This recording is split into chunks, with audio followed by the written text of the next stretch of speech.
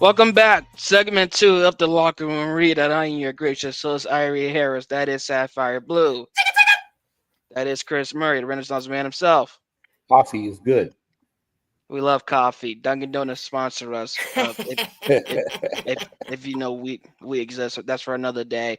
We are going to pick up on the conversation we were having about Quinshon Judkins, the charges with set on him, and how that may affect the Browns running back room. And we'll speak on Shador Sanders and some positive community work that he has been doing. But before we get to that, once again, let's pay these bills. Now you got the Lakers and Casino and Hotel. You've heard about it, right? No? All right, I Mhm. got you. Are you looking for a relaxing getaway where you can play all day and escape the tedious grind of life? I know I am. I'm looking forward to that. Now, plan your getaway today at the Lakers Casino and Hotel, Ardmore's premier gaming destination, and let the winning begin.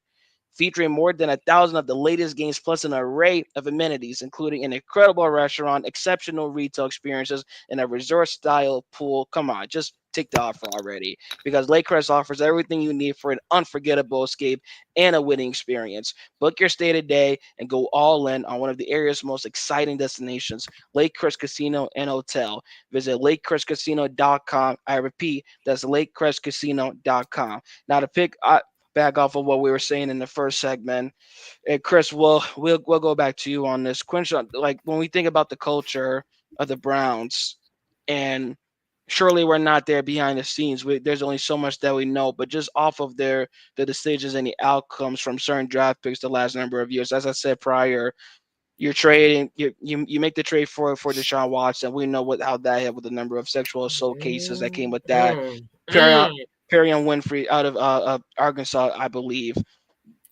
After the rookie year, ahead of his second year, ahead of training camp, gets waived after a video came out of verbal abuse with the woman that led to a misdemeanor charge in which she was threatening her life. And then last year, Michael Jr. out of Ohio State, domestic violence charge. This year, Quincy Jurgens, another second round pick. A pick that was used within Yeah. the package deal from Cleveland to Jacksonville, and they used that on this running back. And what happens? Domestic violence charge. Is there something? Is there? Does this worry you? Does it bring worry when thinking of what is happening morals wise within the higher upper management for the Browns, Chris? Well, I mean, you gotta vet players. I mean, people, if you go back to the NBA draft and all these other drafts, you really got to do a more thorough investigation as to what kind of character these guys have, and have them explain it to them because I mean, I understand the guys are talented. You got to look at the talent, but players. But it has to be made clear that players who come into the league with you can't have these domestic violence. Those things are things that keep you off the field and keep you from developing yourself on the field.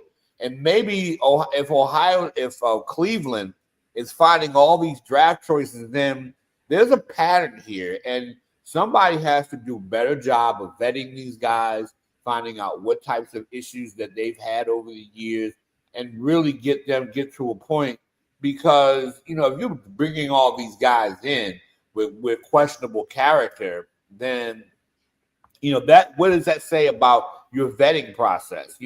Your process to find out what kind of a kid does he like to play football. Is he a good guy off the field? Is he going to be out in the clubs all night and carrying himself in a certain way? And you really have to find that out. Does he have any problems? Does he, and I guess they do psychological tests too. But I really think that you have to investigate. They have to do a better job of investigating this situation. I mean, I don't know how you feel about that, Sapphire, but to find out what kind. I mean, does this guy get into a whole bunch of issues off the field? Off, is he going into places and stealing crab legs as a prank and whatnot? Or is he going around, mistreating women? Because that's an issue and whatnot. Because those are the things that potentially keep you off the field. And and what kind of a guy you are if you're going to go around beating up on women. I mean, we have to really, and that's something that parents and people have to work on in terms of making young men understand that you can't go around hitting women. I mean, that's a no-no. Now, go ahead, Saf. Yeah, no, as I was saying in the last segment, this is a topic that's really near and dear to me because as a little girl, I was in a home filled with domestic violence, and it affects you for the rest of your life. No matter how much therapy you get, no matter how much support you get, I mean, it is truly a burden. It's a thing that you carry with you for the rest of your life. It affects all of your relationships. Now, that said, I will say this. I don't know. I haven't read anything that he has had any other charge, as it relates to domestic violence in his young life.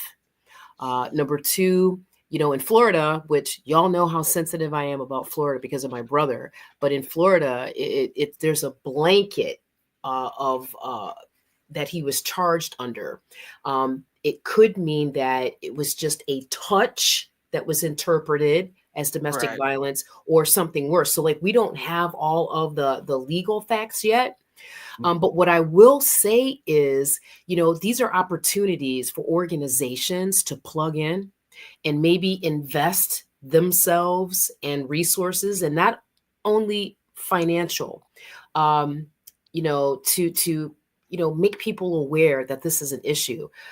Anybody, male or female, as a child, can be affected by living in an environment like this. For me, it was myself and my brother.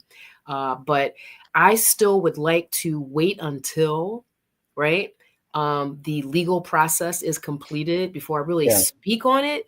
But I would have to agree with Chris that it really is important for teams to conduct their proper due diligence, and the NFL as well, right, before they select these players. Unfortunately for my Brownies, this is the second year in a row, I think, Irie, that we're dealing with an athlete with this kind of shenanigans. And, Yeah. at least both are from the Ohio State University. So I don't know what's going on there, but, we live in a country where we are innocent until proven guilty. And I wish the best for the young man. And regardless of what happens, he'll be a better person, uh, Yep. on And the other side of this. indeed, much appreciated. Interesting pipeline so far. And just the last within this segment on Juggins for a little more information that I probably content I could have given a little bit sooner. This did happen in Fort Lauderdale, Florida, and Mm. her, the woman that involved in the case, told the police that Juggins had punched her in the mouth/chin area with a closed fist, and that she was still in pain with visible bruises. 5 days later, after she reported the incident, though, the one thing that also sparks from this whole thing is a reminder that Juggins was one of 32nd round picks that was holding out and had yet to sign the fully guaranteed contract. I think about that from the financial side. I'm thinking, wait a minute, you didn't even ink anything in yet.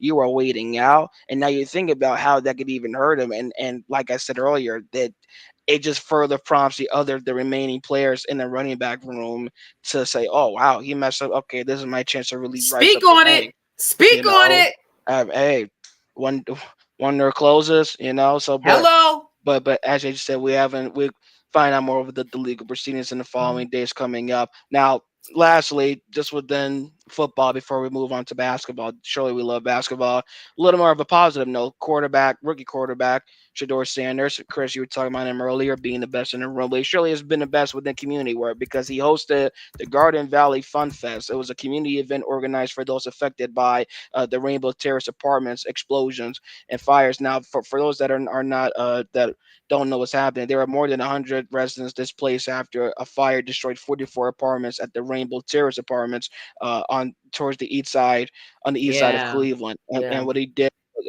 was had this festival which featured food trucks, free haircuts, and really raised funds. It's like I even went to go check it out myself, and it was for real. It was legit. I'm just so impressed because to see people so quick to jump on the speeding tickets, but barely anybody reporting on Hmm. them was very stark to me. Chris, we will go back to you. What does it say with the work that Shador has done? Because this isn't the first time that he's done something for high school students or community. Yeah, but to see him stay consistent with this, and none of it is an act, but it's for real. What does that say to you about the kind of young man that Shador is. Well, the thing is, when he was at Colorado, do we hear of any bad thing that he did at Colorado off the field? You No, know, sir. no, there you go. And with his father, while his father may seem kind of out there, but Dion himself, is a very religious faith based man, and and I think he instilled in his sons that sense of being a good human beings. I mean, remember, even before Dion got to coaching, he was volunteering in the community, learning how to coach and mentor kids.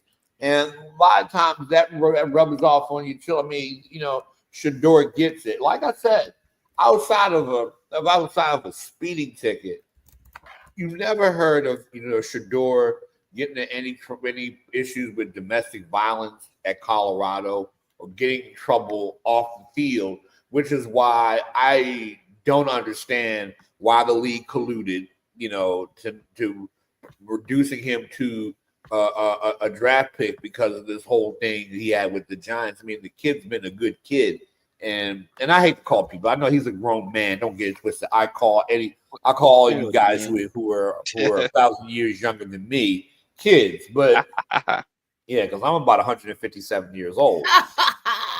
But the thing is though, if due diligence had really been done on Shador the way it should have been done, I mean, if you look at him as a character and not try to worry about his father, I think maybe someone takes him in the first or second round. And the league messed up on that too.